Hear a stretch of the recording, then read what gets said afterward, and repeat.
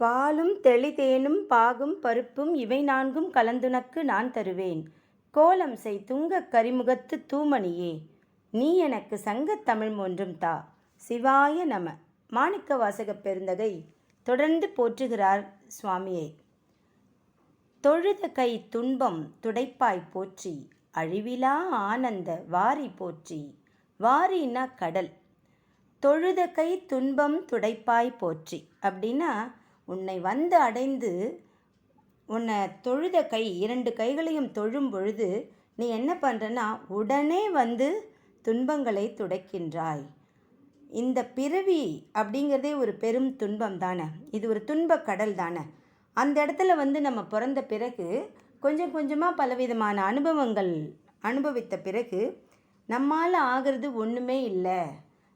ஒவ்வொரு சின்ன அசைவுக்கு கூட இறைவன் தான் காரணம், அவர்தான் எல்லாவற்றையும் இயக்குகிறார் அப்படிங்கிறத உணர்ந்த பிறகு இறைவா என்னுடைய துன்பங்களை கலை அப்படின்னு சொல்லும் பொழுது அடுத்தது நம்மளுடைய ஃபைனல் கோல் என்ன அப்படின்னு பார்த்தா, இந்த பிறவியாகிய பெரும் துன்பத்திலிருந்து என்னை கரையேற்ற வேண்டும் அப்படின்னு கும்பிடுறவங்க ஒரு சாரார். அப்படி பெரிய அளவில் யோசிக்காதவங்க, இப்போ எனக்கு தற்காலிகமாக இந்த துன்பம் வந்திருக்கு, இதுலேருந்து என்ன விடுவி, எனக்கு எப்படி வெளியில் வரதுன்னு தெரியல அப்படின்னு இறைவன் முன் என்ன செய்வோம், இரு கைகளையும் கூப்பி விடுவோம். இரு கைகளையும் கூப்பின பிறகு நம்மளால் எந்த வேலையும் செய்ய முடியலங்கிறத நம்ம ஒத்துக்கிறோம். கைகளால் தானே நம்ம பல வேலைகளை செய்கிறோம். அப்போ நம்ம என்ன செய்கிறோம்னா, என்னால் எதுவுமே இனிமேல் பண்ண முடியாது, அதை உணர்த்துறதுக்கு தான் இரு கைகளையும் கூப்பி தொழுகிறோம். அப்போ நம்ம கையால் எதுவுமே நடக்க முடியாது. அதனால் இறைவா நான் வந்து உன்னை சரணாகதி அடைகிறேன், உன் திருவடிகளை சரணடைகிறேன், இந்த துன்பங்கள்லேருந்து என்னை வெளியில் கொண்டு வா அப்படின்னா, இரண்டு வகையான துன்பங்கள். ஒன்று, இந்த லௌகீக வாழ்க்கையில் சின்ன சின்ன பிரச்சனைகள், அன்றாட பிரச்சனைகளும் பெரிய பெரிய துன்பங்களும் நமக்கு வரும், நிறைய சவால்கள் வரும். அதிலிருந்து என்னை காப்பாத்துறியா அப்படின்னு சாதாரணமாக பக்தன் போய் இரு கை தொழும்போதும் தோ வந்துட்டேன் அப்படின்னு உடனடியாக அப்படியே இன்ஸ்டண்ட்டாக வந்து நீ எனக்கு ஓடி வந்து உதவுற. அப்படிப்பட்ட தொழுது கை கையால் கொண்டுட்டோம்னா நீ என்ன பண்ணுவ, உடனே வந்து துன்பங்களை நீக்குவாய், துடைப்பாய். அதே சமயத்தில் அடியார்கள் இந்த துன்பங்களையெல்லாம் தாண்டி தாண்டி வந்து இந்த உலகப்பற்றையெல்லாம் நீக்கி இனி ஒரு பிறவி வேண்டாம், பிறவா வரம் தாரும் பெம்மானே, மீண்டும் இந்த பூமியில் பிறவா வரம் தாரும் அப்படின்னு பாடுவாங்க. அப்படியே பிறந்தாலும் உன்னை மறவா வரம் தாரும் அப்படின்னு பாடுவாங்க. அதே மாதிரி இறைவா இந்த பெரிய துன்ப கடலில் வந்து விழுந்துட்டேன், ஏன் விழுந்துட்டேன்னு எனக்கு தெரியும், ஏன்னா முன்னாடி வினைகள் நிறையா பண்ணியிருப்பேன், ஆனால் இப்போ நான் உன்னை சிக்கனை பிடித்து கொண்டேன், இந்த துன்பங்களிலிருந்து எனக்கு பர்மனண்ட்டாக ஒரு விடுதலை கொடு, உன் திருவடிகளை என்னை ஆட்கொள் அப்படின்னு சொல்லி பாடுறது தான் பிறவியாகிய பெரும் துன்பங்களிலிருந்து என்னை கரையேற்றிவிடு அப்படின்னு கேட்கும்போது, இந்த தொழுதலுக்கு பயன் என்று கிட்டுமோ அப்படின்னு யோசிப்பாங்களாம். எப்போ கிடைக்குமோ அப்படின்னு யோசிக்கிறீங்களா? கவலைப்படாதீங்க. ஏன்னா அவர் எப்படிப்பட்டவர் தெரியுமா? தொழுத கை துன்பம் துடைப்பாய் போற்றி, உடனே வந்து துடைச்சிடுவார்.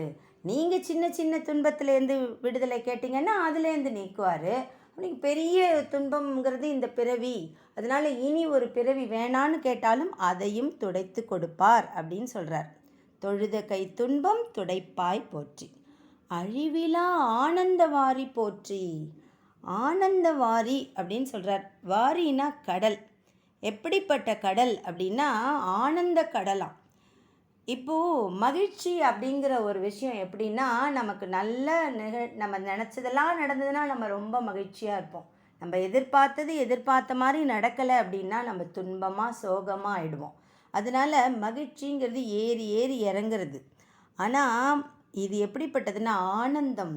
ஆனந்தம் அப்படின்னா இறைவனுடைய அருளை உணர்ந்து மனசில் அப்படியே ஆனந்தமாக கழிக்கிறது. அதனால் அந்த அப்படி எப்படி இருக்குது, அழிவிலா ஆனந்த வாரி போற்றி. கடல் வற்றாதல்லவா, நதியெல்லாம் வற்றிடும், கடல் வற்றாது. அதுவும் அதனால் ஆனந்த வாரி போற்றி, அழிவிலா ஆனந்த வாரி போற்றி. உனக்கு அழிவே கிடையாதே, எப்படி கடல் வற்றாதோ அப்படிப்பட்ட ஆனந்த வாரி போற்றி. ஆனால் ஆசா ஞான சம்பந்தம் என்ன சொல்கிறார் அப்படின்னா, கடல் கூட ஒரு நாள் வற்றுமா. எப்பன்னா அக்னி பிரளயம் நடக்குமா. எப்படி நீர் பிரளயம் வருதோ பிரளய காலத்தில், அதே மாதிரி அக்னி பிரளயம் ஒரு நாள் நடக்குமா. அந்த நேரத்தில் அந்த கடல் கூட வற்றிடுமா. ஆனால் நீ எப்படி தெரியுமா, ஆனந்தம்ங்கிறது கூட ஒரு உயர்வான உணர்ச்சி தான். அந்த ஆனந்தம் எப்பவுமே உயர்ந்து இருக்கணும் இல்லையா. இந்த கடல் மாதிரி எப்பவும் உயர்ந்து தான் இருக்கும். ஆனால் அக்னி பிரளயம் நடக்கும்போது இங்கே நாம் கண்ணில் பார்க்குற கடல்லாம் வற்றிடும். ஆனால் நீ எப்படிப்பட்டவன், அழிவிலா ஆனந்தவாரி. அக்னி பிரளயம் ஏற்படும் பொழுதும் உனக்கு அழிவே கிடையாது. அப்படிப்பட்ட அழிவிலா ஆனந்த வாரி போற்றி அப்படின்னு பாடுறாரு. அழிவது அப்படிங்கிறதே இதெல்லாம் ஒரு மாயை அப்படிங்கிறாங்க ஆசிரியர்கள்லாம். இந்த தோன்றுதல், இந்த வாழ்தல், இந்த ஒடுக்குதல், மறைதல், அழிதல்னால் ஒரு நமக்கு தோன்றுகிற ஒரு மாயை. ஆனால் அதெல்லாம் தோற்றுவிப்பவன் யார் அப்படின்னா கடவுள். அதை தான் அடுத்தது அவர் பாடுறார். அழிவதும் ஆவதும் கடந்தாய் போற்றி, முழுவதும் இறந்த முதல்வா போற்றி அப்படிங்கிறார். ஒடுங்குவதும் தோன்றுவதும் பிரபஞ்சத்தில் இருக்கிற மனிதர்களுக்கும் மற்ற ஜீவராசிகளுக்கும் தாவரங்களுக்கும். ஆனால் உனக்கு என்ன, இந்த பிரபஞ்சத்தை தோற்றுவிப்பவனே நீதானே. இந்த பிரபஞ்சம் மறைந்த பின்பும் இதை உருவாக்குவதற்கு மூலப்பொருளாய் பயன்படும் பரம்பொருள் நீதானே. அப்படிப்பட்ட பரம்பொருளே போற்றி. ஏன்னா நீ இதையெல்லாம் கடந்து விட்டாய். அழிவதும் ஆவதும் உனக்கு இல்லை, முழுவதும் இறந்த முதல்வா போற்றி. அப்படின்னா இது எதுவுமே உனக்கு கிடையாது, உனக்குங்கிற ஒரு அழிவே கிடையாது. ஏன்னா இந்த பிரபஞ்சம் முழுவதையும் நீ தான் உருவாக்கி இருக்க. அதனால் உனக்கு முழுவதும் இறந்த முதல்வா அப்படின்னா இந்த உலகம் முழுக்க நிறைய உயிர்களை நீ தான் கிரியேட் பண்ணியிருக்க. அதெல்லாம் மாயே, இதான் புலன்களுக்கு உட்பட்டவை. நீ எப்படிப்பட்டவன் அப்படின்னா சுத்த மாயா, புவனவாசிகளுக்கெல்லாம் அப்பாற்பட்டவன். இந்த நிலத்தில் வாழும் உயிர்களுக்கெல்லாம் ஏற்படும் ஒரு புலன்களுக்கெல்லாம் அப்பாற்பட்டவன் நீ. அப்படிப்பட்டவனே போற்றி அப்படின்னு சொல்கிறார். அப்புறம் மாநேர் நோக்கி மணாலா போற்றி, வானகத்து அமரர் தாயே போற்றி அப்படிங்கிறார். மான் நேர் நோக்கி அப்படின்னா மானை ஒத்த கண்களை உடையவள் யாரு, உமையாள், பராசக்தி, இறைவனின் ஒரு பாதி அவள் அல்லவோ. அப்படியே கருணை கண்களை உடையவள் அவள். அவள் கண்கள் எப்படி இருக்குமா, மான்களுடைய கண்கள் மாதிரி அழகாக இருக்கும். ராஜீவ லோச்சனா அப்படின்னு சொல்லுவாங்களாம். அம்பால ராஜீவ லோச்சனா, மிருகாட்சி அப்படின்னு சொல்லுவாங்களாம். வானகம் அப்படின்னா ஸ்வர்க்கம், அமரர்கள்னால் சாகாதவர்கள். மான் விழிகளை ஒத்தைய கண்களை உடைய, அழகான விழிகளை உடைய, கருணையை பொழியும் உமாதேவியாருக்கு மணவாளா போற்றி அப்படின்னு சொல்கிறார். யாருக்கு என்ன துன்பம் ஏற்பட்டாலும் தாயே அப்படின்னு சொன்னால் உமாதேவி என்ன பண்ணுவாளாம், தாய் என்ன செய்வா, குழந்தை ஏதாவது தவறுகள் செய்தால் கூட அதையே மனசில் வச்சுக்கிட்டு எதுவுமே பழி வாங்காமல், கோபப்படாமல், கோவிச்சிக்காமல் என்ன பண்ணுவா, தவறை அழகாக சுட்டி காட்டி திருத்துவாள். இப்போது தந்தை அப்படிங்கிறவங்க தண்டிப்பாங்க, தாய் அப்படிம்பாங்க கண்கிறவ கருணையாக கண்டித்து திருத்திடுவா அப்படின்னு சொல்லுவோம் இல்லையா. ஆனால் நீ எப்படிப்பட்டவர் தெரியுமா, அந்த தாய்க்கே மணவாளன். அதனால் நீ தந்தையாக இருப்ப. ஆனால் இந்த நேரத்தில் குழந்தைகள் தவறுகள் செய்யும்பொழுது தாய் எப்படி கருணையாக இருப்பாளோ அதே மாதிரி நீயும் என்ன பண்ணிடுவ, அந்த நேரத்தில் தாயாக இருப்ப. தந்தைங்கிற ரோல் உனக்கு தான், ஆனாலும் கருணையை பொழிவதில் நீ தாயாக மாறிவிடுவாய்.